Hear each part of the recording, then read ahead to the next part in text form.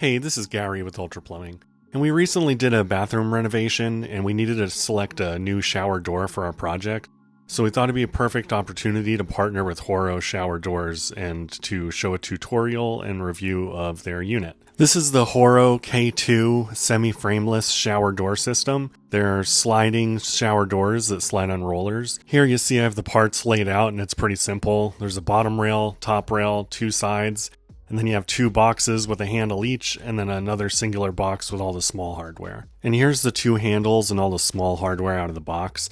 Just make sure when you get yours that you check the instructions and make sure that everything's included.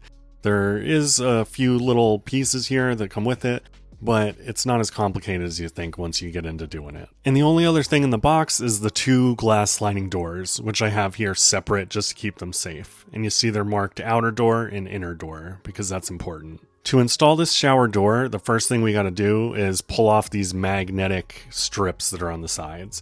Both sides have two of these magnetic strips each. You're going to pull them off so that you can push the sides onto the walls. And at the end of the project, when the two side pieces are installed, you'll put these four magnetic strips back. Then we have to measure the width of the opening at the bottom of your curb where the bottom piece of the shower kit's going to go. The bottom piece is designed to go in a 60-inch opening, so if your opening is less than that, then you need to follow the instructions to see how much you need to cut off of the bottom rail. And it's important to note that you're supposed to cut off evenly from both sides so that the little center piece in the bottom rail stays where it needs to be. But after you measure it and you cut both sides off, you're going to add silicone to the whole bottom of the bottom rail like you see here, and then you're going to stick it down and make sure it's centered in your space. You see here I'm pushing it all down. I'm using a tape measure to make sure it's a proper distance and it's even all the way across. Then you're going to grab one of the side pieces and you're going to go ahead and stick it onto the bottom rail and against the wall, and then you're going to use a level to make sure it's level and mark the 4 holes. Then you're going to drill out those 4 holes, and then you're going to take the included drywall anchors, stick them in the 4 holes as I'm doing here. Then you're going to put the side piece on and you're going to add the 4 screws. Once you get that side piece on, then you're just going to repeat for the other side. It's important to note at the bottom of these pieces, they are different. So there is one piece that goes on the left side and one piece that goes on the right side. They're not interchangeable, so make sure you read the instructions carefully. But here you see me setting the second piece on the right side. I'm adding all the screws now. And at this point, we now have the bottom rail and the 2 side pieces installed. Lastly, you're going to install this little guide at the bottom of the bottom rail. Then you're going to measure the top of the opening so that we can cut our top rail to size. For the top rail, you don't have to cut evenly off each side. You can just cut off one side or the other. But you do need to drill 2 new holes through the top for the bracket. Once you have that done, you're going to install the little brackets just loosely like this onto the top rail on both sides. Then you're going to set it in place. Set the top rail in place and just make sure that the brackets on each side are going to reach and that the screws will work okay, but don't actually tighten the screws into the sides yet. We're going to take it back off so we can get the doors in. But right now we're just making sure that the top rail goes on and that the bracket on each side is going to reach the screws properly. Once you've determined that though, go ahead and take it back off and we're going to work on the doors. To prep the doors, all you got to do is just put the 2 rollers onto each door. It's important to note that there's 2 different types of rollers and each door gets one of each type. Read the instructions very carefully because it does matter where the rollers go, but the doors are marked pretty clearly with the seals on them. So again, just read the instructions carefully so you see which way to orient the rollers onto the 2 doors. But carefully screw the rollers onto each door, and once you have them prepped, the next thing we're going to do is move them into the bathroom. And here's the doors with the rollers on both. Got both rollers on this door, that's the inner door, and then we got the outer door over here that has both rollers on it as well. Now it's time to move them into the bathroom. First, we move the inner door into the shower stall, and to make sure that's secure, and then we're going to move the outer door into the shower stall. Once they're both in place, we're going to put our top rail back in place, and now we're going to go ahead and tighten those 2 brackets on each side, and now we're ready to hang the actual doors. We start with the outer door first, and you just lift it up and put the rollers onto the track above, and make sure that the bottom of the door goes onto that guide that we stuck down earlier. Once it's up, we grab the inner door, and to get the inner door in, you got to stick the middle roller in first, kind of on an angle, and then you can get the other roller in. And again, make sure that the bottom of the door goes over the guide. Once you get it in place, you'll see that they both are easily sliding back and forth. Then you see I'm putting my magnetic strips back in the sides so I don't forget. There's 2 on this side and then 2 on the other side. Then we're going to install our 2 door handles. It's pretty straightforward. You use an Allen key to tighten them into the door, and there's 2 mounts for each handle. The handles did come with the hardware already connected to them, so just important to note that you gotta unscrew the pieces from the handles and then you can install them on the doors. But we got one handle installed already, and now we're just installing the other one. You don't have to put a ton of force on them when you're tightening them. You just turn the little Allen key until it gets snug, and then you're all set.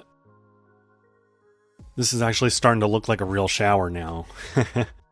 But anyway, once you get the handles on, we are almost just about done, but the last thing we got to do after we make sure our door is working good is we have to apply silicone caulk to all of the sides. Actually, I'm wrong. We got to put in the bumpers. That little piece I just showed you is a little bumper that makes it so the doors can't accidentally come off the track. You're going to install 2 of those. There's one on this door, and then you install one onto the other door the same way. And now it's time for the silicone. As you see, I use silicone caulk on every single seam of the door. Every single section around the door where it meets the tile, you want to use silicone to caulk it. And then you're not supposed to use the shower for 24 hours. But again, read the instructions carefully with this shower door, because it does go into detail about all these things you need to know. Overall, we're really happy with these doors, and I'm glad we chose them. Just to go over some of the reasons we did choose them. We like that it has an ultra thin bezel on it. So basically it's called Semi-Frameless because it's got like a minimalist frame design. You can also see it in the handles. They tried to just keep everything very minimal, so it's really easy to clean. It's just a lot of glass. And it gives you that frameless look without having to pay the expensive price of frameless. We also like how the design is set up to discourage water leaks. This piece here has like no overlap, and it is like that for the whole frame. We also like those magnetic strips that come in and out. They're a lot easier to get in than the classic kind that go into tracks. Another thing that's cool is this bottom piece. You'll see that it doesn't have a track that can hold water. It's open on the inside shower side, so it encourages water to kind of brush off of it. Also, we like the solid design. It might not be easy to tell from the video, but this big piece up here is really solid. It's on there really good. The side pieces and bottom are all really solid. So once you have it in place, you don't have to worry about it going anywhere. The doors are pretty heavy. You don't have to worry about them sagging or falling off. And also these little guards up here are nice too, to keep it from coming off the track. They're also really easy to clean. Horow has something they call clean coat on these doors, which is basically a special coating that makes it so you can clean it easier and so it doesn't stain, which is pretty cool. But that's our shower door. It's installed. It's the Horow K2 Semi-Frameless Sliding Glass Shower Door. And we're really happy with it. I recommend it. I'm going to go over some other little tips here that might help you out at the end of this video. And then I'm going to show the instruction manual as well at the very end of this video, so stay tuned. One of the things that gave us trouble was re-drilling the holes in the top rail. So you'll see that when I cut off the end here, I actually used it as a guide to show me where I need to drill the 2 new holes. So if you have trouble with that part, try doing it the same way. Just use the piece you cut off, hold it onto the rail, and just mark it with a pencil, and then you can re-drill the holes for your bracket that connects it on the side. So that's one little tip. Another tip is if you're having trouble tightening the rollers onto the doors because they want to keep spinning, I pre-threaded the screws in using a pair of pliers to hold the roller, as you see me doing here, and then it went into the door much easier. If you need to hold the pliers on it while you're tightening into the door, you can do that too. but obviously just be really careful you don't scratch the glass with your pliers. And that's probably the two biggest tips I have for you. But as promised, here's the instructions that came with the door. But we pretty much followed these directions to a T, and this video does pretty much follow these pretty closely. I'm just gonna page through them here kind of slowly, so obviously you can just pause the video if you want to check it out. But if you have any questions or concerns, you can always contact Horow. They have great customer service. I definitely recommend their products. And you can always leave a comment or a question on our video as well, and we'll try our best to answer it as well. But we really appreciate you watching. We definitely recommend this shower door, and we're very happy with it. We're going to put a link to this particular product in the video description, as well as a link to Horow's website and their technical support information as well. But again, we appreciate you watching, and this is Gary with Ultra Plumbing, signing out. Hope you have a good one, and Happy New Year.